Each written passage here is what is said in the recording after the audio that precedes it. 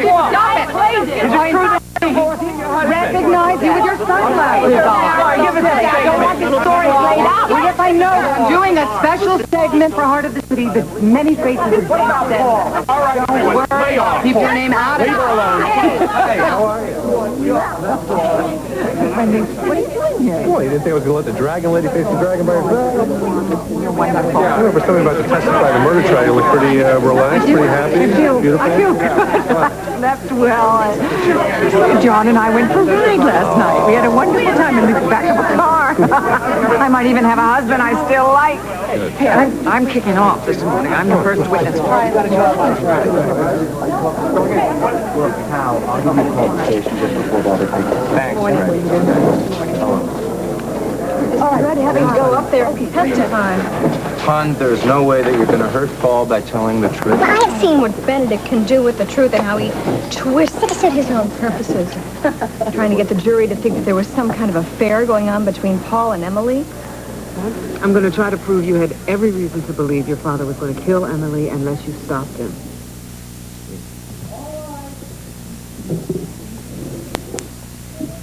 What are you looking for, Paul? I don't know why Emily's not here. No. Why are you looking at your watch? Did it take too long for me to get over here? No, it's about time for the trial to start. I don't like not being there. No, come here. We talked about this, right? I know. After what Benedict told you yesterday, the best thing you can do for anybody is for you to stay away from Paul and not give him a chance to see you together.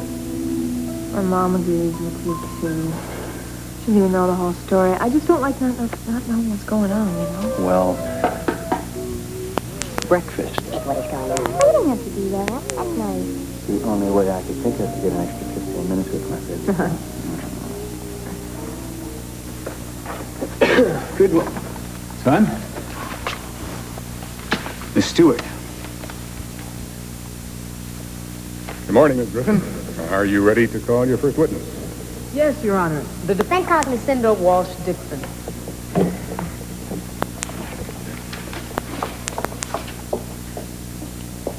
If necessary, we have the ammunition to blow her right out of the water. Good. Do you solemnly swear to tell the truth, the whole truth, and nothing but the truth, so help you God? I do.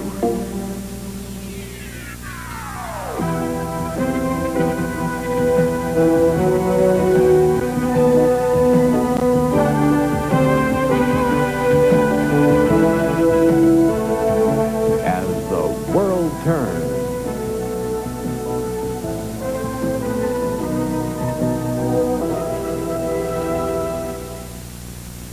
I don't see how Jessica could have diffused Officer Hanson's testimony.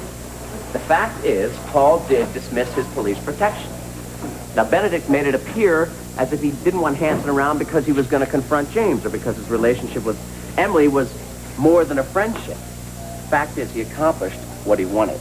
He planted a seed of doubt in the jury's mind. What, he planted seeds of doubt in your mind, too? I'm afraid that those seeds were planted a long time ago. Benedict asked me outright last night whether I ever wondered if Emily and Paul's relationship was a little more than friends. And what did you say? I said no, but I was certainly glad I wasn't under oath. Oh, come on, are you serious? Of course I'm serious. Why are you so surprised? My God, you're the one that said that Paul had a crush on Emily. Well, yeah, crush is one thing. Benedict asked Emily if she had a sexual relationship with Paul, and she denied it under oath. Come on, he's just a kid. He's 1 year older than Leanna. It's not possible. Well, let's hope the jury shares your naive opinion. People read this article. My phone started ringing at 7 a.m. First it was Marjorie's parents. We finish this discussion when Emily's done dressing and gone to work, please? What about the repercussions that will deal with her? I ask you to please Stay out. I am not staying out of this. When I hear that you admitted under oath that you love the woman. Then start, Papa. Now, just hear me out, all right? I know we've been battling about this for weeks. I have tried to get you to give her up. But I'm admitting now I was wrong. I don't want to risk losing my son over a woman. What are you saying? I'm saying if you feel that strongly for Emily Stewart, then I will find a way to accept it. I don't say I approve, and it's not going to be easy. But if Marjorie has accepted the situation, I'll find a way to. Miss Stewart, I am so sorry about what you've been going through on the witness stand. But I read that you've come through with remarkable courage and style. Yes, she certainly has. We'll have some lunch today? No, I'm running so late, and I still want to go by the hospital and see my mom. Okay, well, I'll miss you, but I'll call you later. Sure. Bye, Mr. Lombard. Stewart? What was that, Papa? Some kind of a game you're playing for Emily's benefit? Not at all. Doesn't the father have a right to change his mind? Oh, come on, you never changed your mind about anything or anybody in your life. Maybe it was because you admitted under oath that you loved the woman. Oh, Rick, how many times have you lied under oath? Then you don't love her. And how many times have I told you I am going to dump her as soon as the trial is over with and she's no longer a danger to us? Now, I've explained that to Marjorie. She understands. Why can't you? How are you going to explain to the children what I read in the paper? I'm not. I'm going to take the children on vacation to Florida. We're going to miss all of the publicity. Perhaps I misjudged the whole situation. Perhaps, yeah. Perhaps it's time you quit testing me, Papa. Mrs. Dixon, why did you agree to hide James Stenbeck in your stables instead of reporting his presence to the proper authorities? He said that if I didn't do it, he would have my daughter Sierra Montgomery killed. And you believed he was serious? Deadly serious. Why? I have a history with James Stenbeck. He had threatened my other daughter, Lily, a couple of years ago. By the grace of God, she escaped. He also threatened my son-in-law. Did he ever threaten you? There was a threat implicit in every moment that I spent with him. And I knew that if I didn't do, if I outlived my usefulness, he would have me killed, as he killed Corinne Lawrence, my friend, and many other people. Objection. Sustained. All right. Let's go back to when you first met James Stenbeck. What was your initial impression of him? When I first met him, I thought him a clever businessman, which he was. He was. I liked him. He won my confidence very easily. It wasn't until later that I realized that he was the epitome of evil. Objection. Sustained. Strike that remark from the record, and the witness will please refrain from editorializing. Mrs. Dixon, upon your last meeting with James Stenbeck, what was your impression then? I knew him to be unstable, but he seemed calm. The man had no conscience whatsoever. Ms. Griffin, kindly refrain from asking the witness to draw conclusions.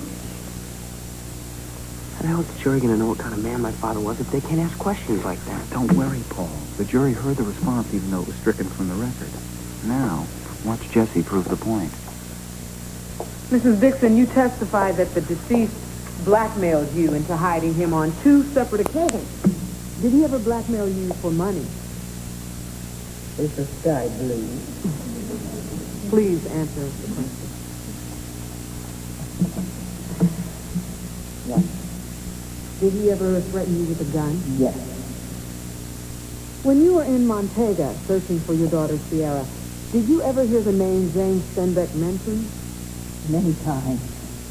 The new government has evidence that James Stenbeck was involved in drug trade in Montega. That's a lie. My son was there to help that country in its struggle for independence. This fellow doesn't know what he's talking about. Order in the court. Madam, you order spraying yourself. My son came dragged through the mud. He was an upstanding, loving man whose only mistake was to put his trust in people who betrayed him. Guard, you will remove that woman from this courtroom at once. You'll be sorry if all of you. Greta Aldrin just undercut her entire testimony. You are going to lie. You will come back to haunt you, all of you.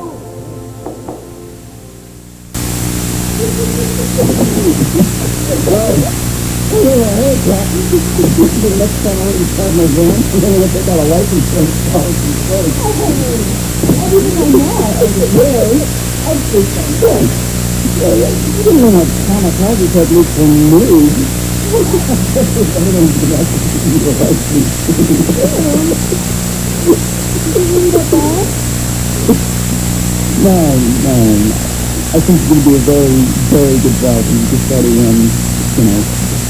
that's the speed on it, like the pass everything on the road. It's just look at the little Jesus street. He's doing 80 miles an hour. I'll tell you, it's quite exaggeration, but seriously, it ain't happening. Okay? Slow down. It's perfect.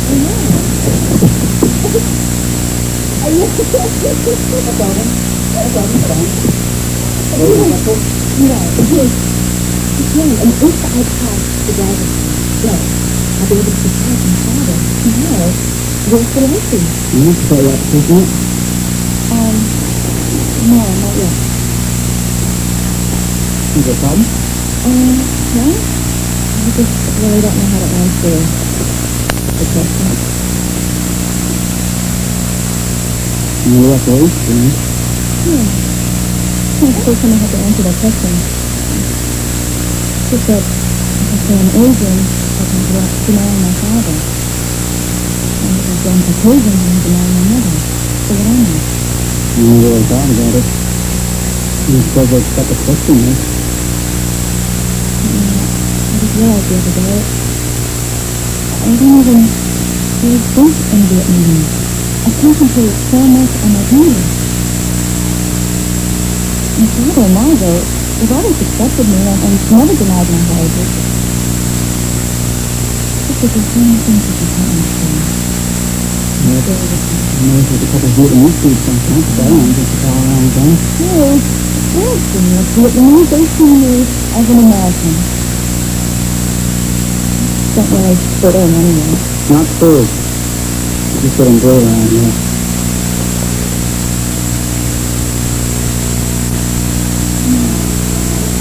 Oh, good grandmother. I gotta go. Good luck. Okay.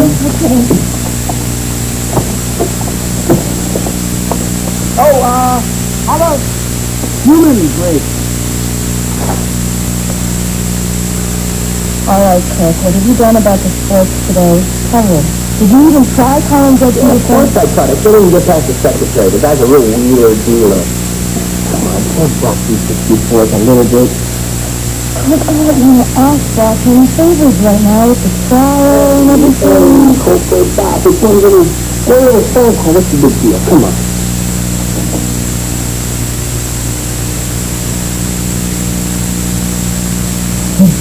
Okay.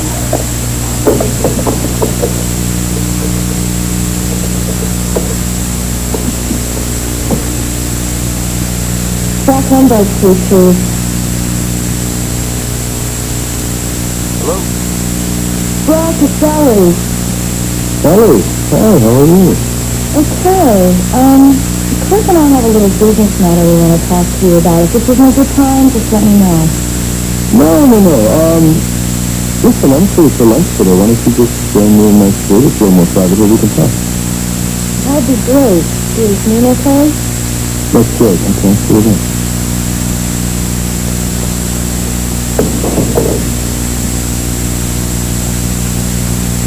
Is that true to you? That I'm jumping on her?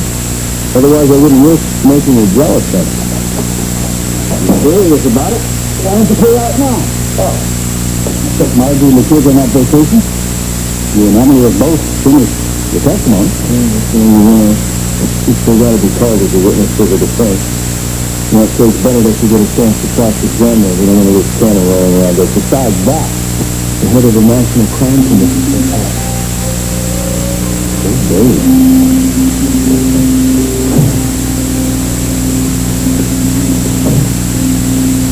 My first try is the black down bag. What's that, in the middle of that? I think you're talking to start by any of these people. They're killers. To get the Empire's on stack with dead bodies.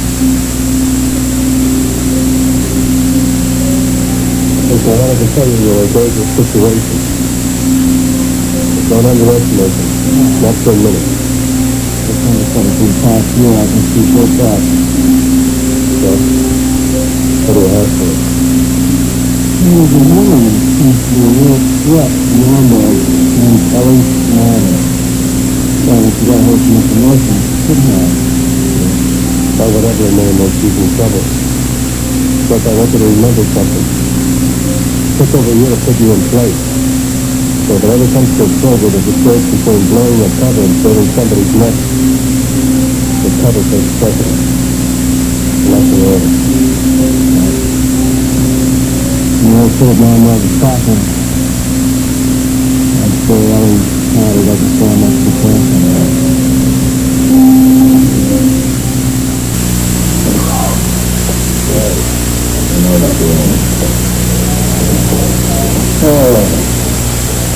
Why is he in court? Well, Greg's gonna call me like if we're about to take the stand so I can do the fact there, but if I don't get to some of this paperwork, I'm not gonna be able to find my job. Would you like to talk to me for 2 minutes? Oh, not at all. It's one of my favorite things to do. Okay. Just turn off the other thing. What? Something about the phone. I'm asking. David asked me last night, confident, if I felt that Emily and Paul's friendship was more than just a friendship. Now, obviously, he's still harboring this idea, in spite of the fact that he had Emily on the stand and she denied it under oath. So Congress and Belgium have their own thing, but here's my reaction exactly. Well, I hope I'm wrong, because God knows that it would be bad if I had feeling all summer that Paul was involved with somebody. I recognize the signs from when I was in the Good as true. It was such the ultimate thing. If it's true, it means that Emily perjured herself on the witness. So I had questions for this testimony. Any follow-up on the job? Surprisingly enough, I think he might be coming around. I saw him today. He actually told me a compliment. Really? Well, I wouldn't count the trick, you know what I mean? You still have to get back up on the stand and testify. And I don't think Mr. Benedict is too concerned about being a gentleman. I don't look in the head. Good. See you later. I better get to work. Don't behave yourself, okay?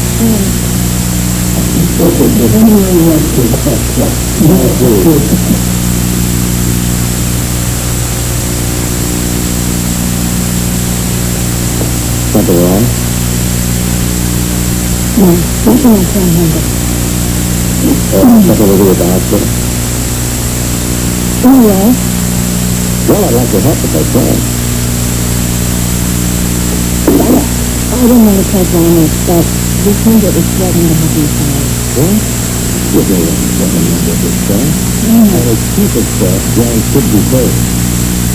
But there's still kind of perfect in noise, and this is a lot more time. So people have thought about the person's record.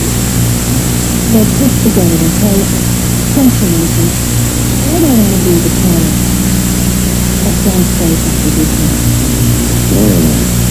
All he seems to be doing is making himself and his finger miserable. I guess that includes you, too. Maybe it's time to just celebrate. Where is your brother Lily? I don't know. He was alive, right? Yes, he's alive. I don't know if you're... What about your other brother? My daughter Suella was executed by fireside in the business. What about Craig Montgomery? Isn't she sitting here? Listen, you're here testifying, so these so-called threats of James Stenbeck never materialized. Oh. No. How long did you let him hide out in your stable this time? 2 or 3 weeks.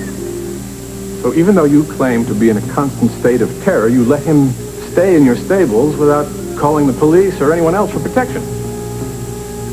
He told me if I didn't, he would have my daughter killed. Who was already dead.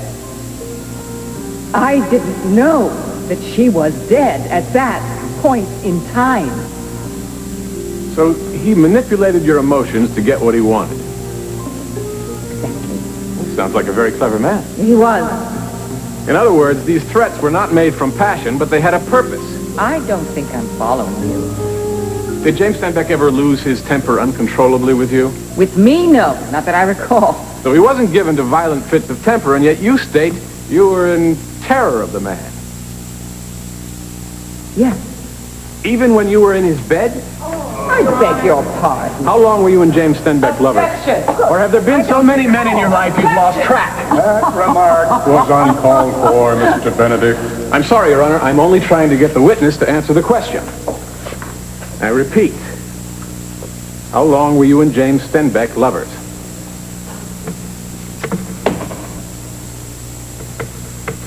Well, a few months. Did he ever talk about his son to you?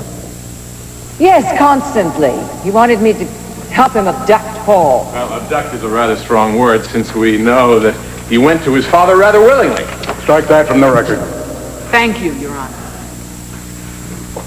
Did James Steinbeck ever talk about his son in loving terms? In fact, isn't it true that he often expressed overwhelming love for his son? Oh, don't be silly. That wasn't love. That had nothing to do with love. It was an obsession. It was sick. No wonder the poor kid turned on him. He wanted finally to be free of this monster father once and for all.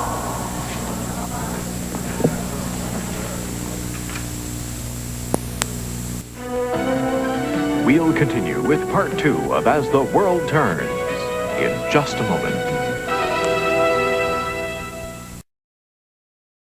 As the World Turns.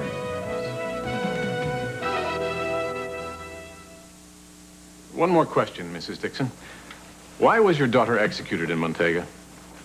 What in God's name does that have to do with this trial? May I remind you, you are a witness, not attorney for the defense. This is ground already established by Miss Griffin. So please answer the question. She was executed as an enemy of the state.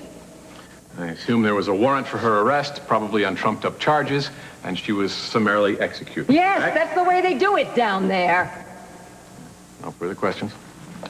The witness is excused. You may step down. Thank you. And court now stands adjourned for 1 hour. All right. He's trying to weaken Lucinda's testimony that James was involved with drug trafficking, implying that that was also a trumped-up charge.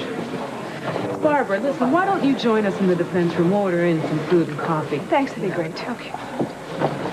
Why did John leave so suddenly? He knew all about James. Can we just get out of here? Yes. Thank you. Ah.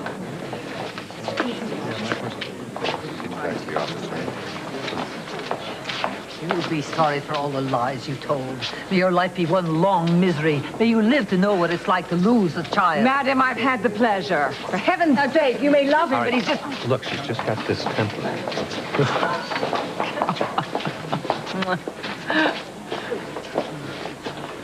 Hi. How you doing? Hello. You walked out, but you came back. I had to make a call. I got a message. You don't know how nice it was. I saw you. I mean, you were there in my sight line, but you've come back. Actually, I've been called here today to testify. Oh, you didn't come for me. Of course, I would have come here for you. I've been doing a lot of thinking since we talked yesterday. About what? And it seems to me we have these confrontations, you know? You do a lot of yelling and screaming, and then somebody usually goes away. That's not really fair to either one of us, is it? So what do you propose that we do about it? We should see this thing through to the end, maybe. We have a confrontation, we fight it out, see what happens. You want to do that? Yes. Of course, I would never be confrontational. Okay, since you're not confrontational, the waters account. How about having lunch? Oh, yes. Can we go someplace nice? The hospital cafeteria. Oh. I gotta work. Oh. Come on. Whither I'll buy you thou lunch. goest. Oh, I know. So she tries to bribe Julie into leaving town, and Julie just turns her down flat. Now, Lucy's never going to learn.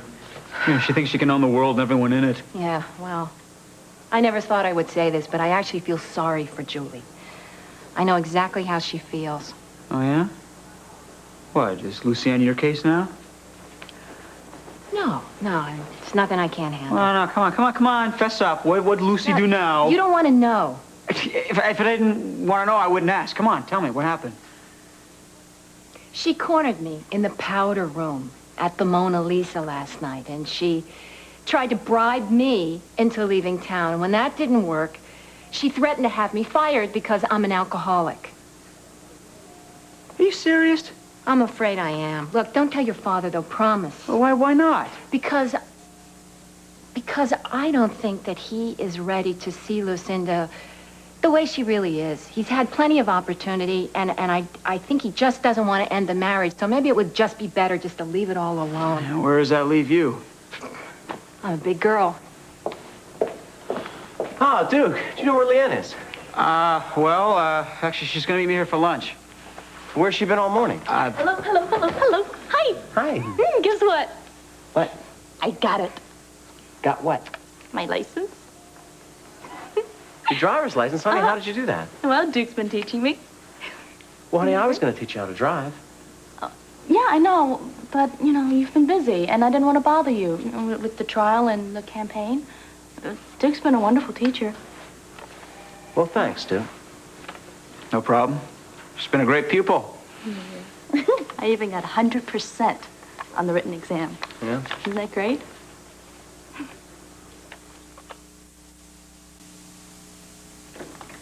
Hi. Hi, where have you been? I was over at the courthouse giving Lucinda some moral support. And where were you? Paul was asking about you. How's everything going over there? Well, Benedict is one piece of shrewd work, I'll tell you. But he did suffer a couple of setbacks, quite aldering wigs out in the courtroom. Let the jury see what a wacko she really was. With any luck, they'll figure that James didn't fall too far from the maternal tree, if you know what I mean. But he did put the screws to Lucinda. Yeah, well, I can't shed a tear for her. I just told the police that James was back in town. Yeah, I know, this but would be happening to Paul. Just try to keep in mind, Lucinda thought that James was holding Sierra in Montega. I noticed you took Sierra's picture off your desk.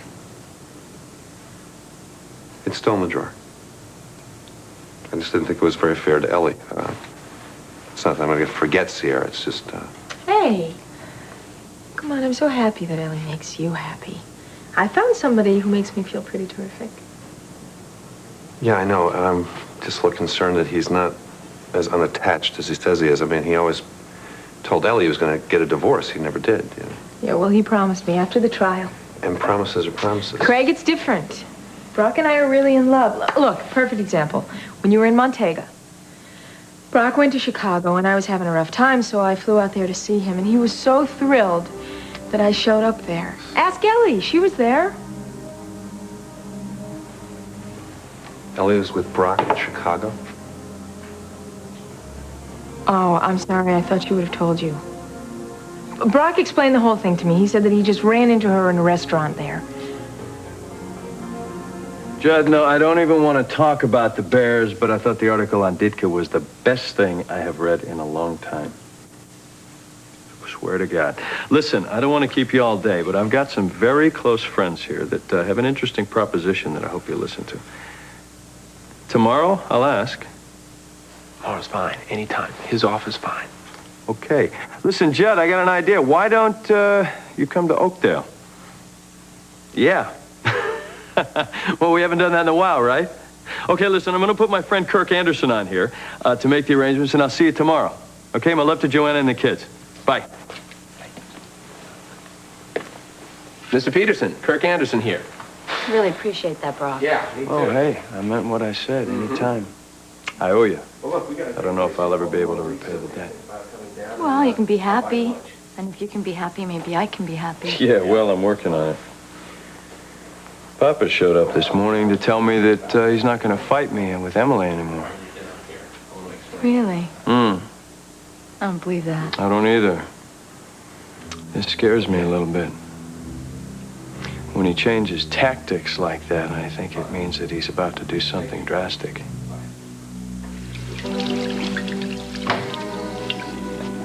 Sorry, have to meet here, Lloyd. Be much easier when we get back to Chicago. Matter of fact, I want to have you out to my home in Lake Forest. Mr. Lombard, I didn't think you wanted Brock to see me. Brock doesn't come home anymore. By the way, it's Philip. Yes, sir. Got big plans for you, Lloyd.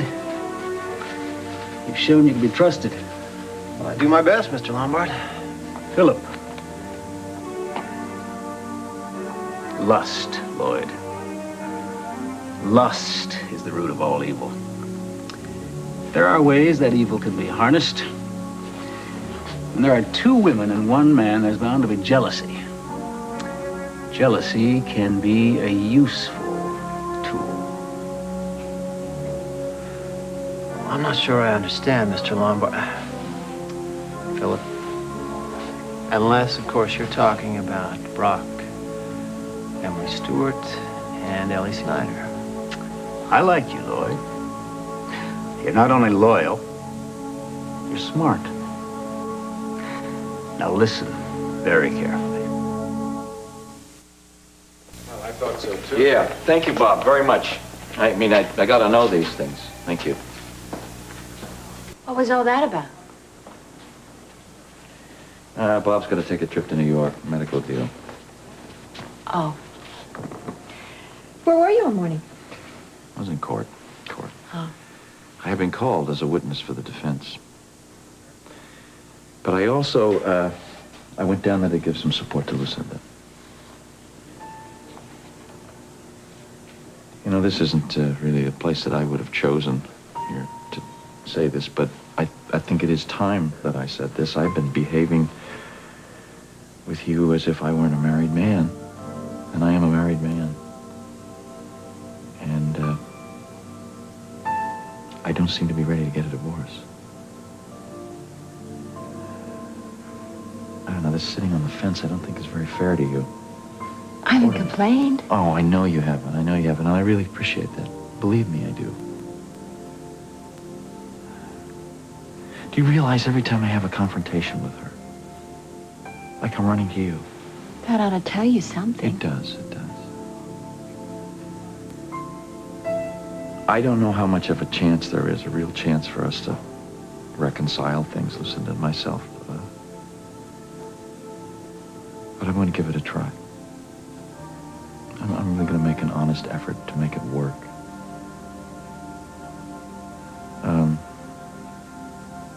I never meant to hurt you. I hope you know that. I would never hurt you. I think I know that. Good, good. Excuse me, I have to Are you get all back to the right? lab. I will be. Good luck.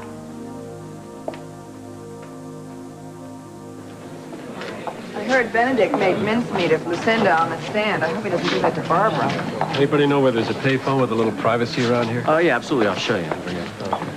Another woman who abused my son's love and generosity. Oh, Mrs. Aldrin, please let's not get into this here. Traitor. You lived in the cottage James bought you, and then you helped to hunt him down. You turned him in like all the rest. Do you ever wonder why the women in James's life hated him so? Because they were users. But mark my words, James will have his revenge on all of you. You'll pay for what All you've right, done. listen, that's enough. I heard the threats you made to my wife, and she told Paul, so all you've succeeded in doing is alienating your Damn grandson. your wife, and damn you too.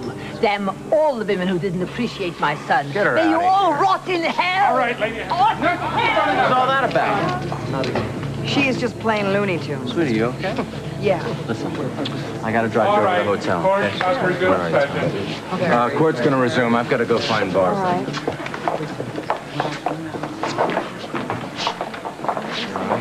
Oh, my hands are shaking so much, I know that the jury's going to see it and misinterpret it. Listen, you're gonna be fine. If anything goes wrong, you just look at me, okay?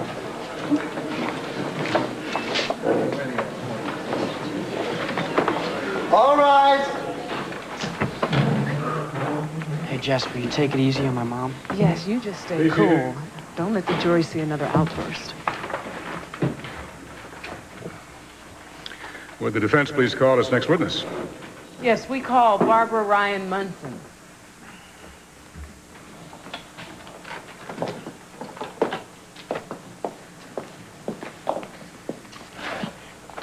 Do you solemnly swear to tell the truth, the whole truth, and nothing but the truth, so help you God? I do. Mrs. Munson, what is your relationship to the defendant? I'm his mother. And you were once married to James Stenbeck. Would you tell the court what your relationship to him was like? I met James Stenbeck when I was an art student in New York. Eventually, we married, and we had a child. As our son Paul was growing up, James became more and more possessive of him. So much so that by the time Paul was about 6, James had me committed to an asylum for the insane so he could have sole possession of his son. And when that ploy didn't work, James attempted to kill me. Why don't you object? I'm not worried. She's playing right into my game plan. I divorced James, retaining sole custodial rights to Paul. But he continued to torment me for many years until he died in a fall from an airplane. We all thought that James was dead until about 3 years ago when he resurfaced and came back to Oakdale. He contacted Paul secretly, played on his emotions, told him fantasies about some island kingdom that they were going to rule together. All Paul wanted to do was to try to get to know his father. And so he went and met with his father. When I discovered where they were hiding, James threatened that if I told the authorities that I would never see my son again. Paul, at one point, decided he wanted to come home to me, and James wouldn't let him. He had some kind of elaborate plan to fake his own death and implicate me in the murder. He planned to kidnap Paul, but Emily Stewart prevented that. I was convicted in James's murder and sent to prison. I stayed there for a while until the truth finally came out. After I was released, life became very peaceful. I was remarried. Paul was getting his life back in order, and then James resurfaced again, this time in New York. He wanted to see Paul. Paul thought he just wanted to talk to him, to try to explain to him what had really happened, but no, James wanted to take him away with him again. When Paul refused, James shot a close friend of his and killed another man in cold blood. And I think for the first time in his life, my son finally realized what a compulsive, psychopathic murderer his father really was.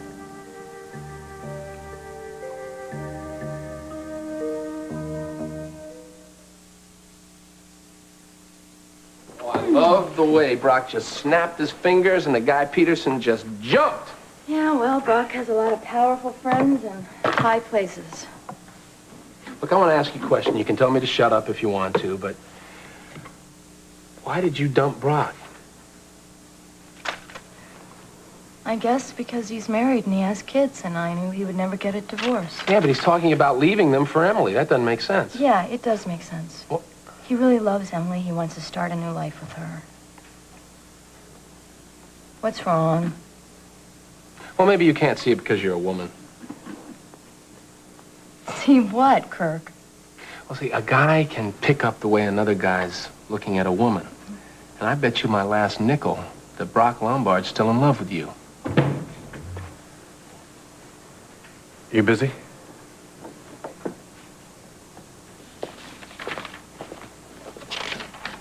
Hiya, Pop.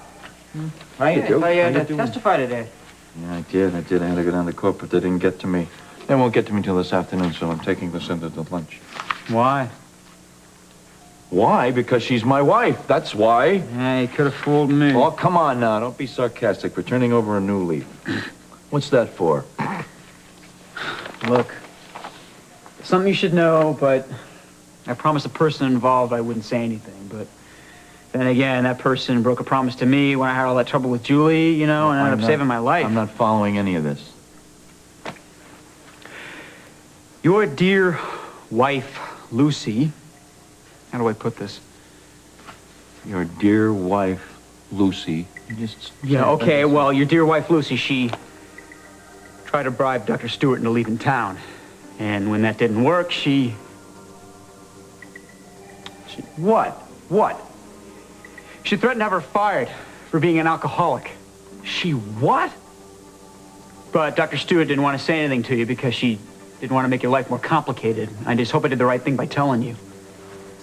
Ah, hi, darling. Hello, Duke. You hungry? Huh?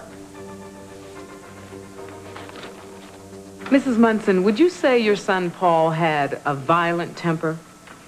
No, not at all. Paul's always been very caring and very loving. In fact, the only time he's ever gotten into a fight at school or anything like that was once when some kid made a derogatory remark about his father. Of course, that was when he still believed in him. In other words, Paul is very caring, very protective of the people that he cares for. Very. Thank you, Mrs. Munson. No more questions. Do you wish to cross-examine Mr. Benedict? Indeed I do, Your Honor. Mrs. Aldrin? Yes? Hello, I'm Judith Clayton. I'm a reporter, and I'm doing a piece on your son, so I'm speaking with everyone who knew him. All you'll hear is lies. I'm the only one who knows the truth. Well, yes, Mother knows best. Our dinner was just fine right now. The defendant's mother. You want to go in? No, stop. You're ruining my son's life. But you stay away from my grandson, you filthy little whore! That's it. No!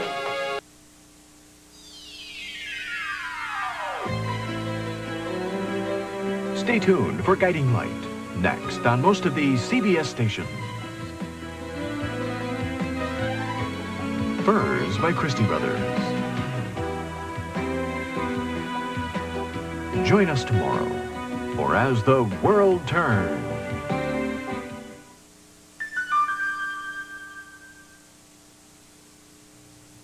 This is CBS.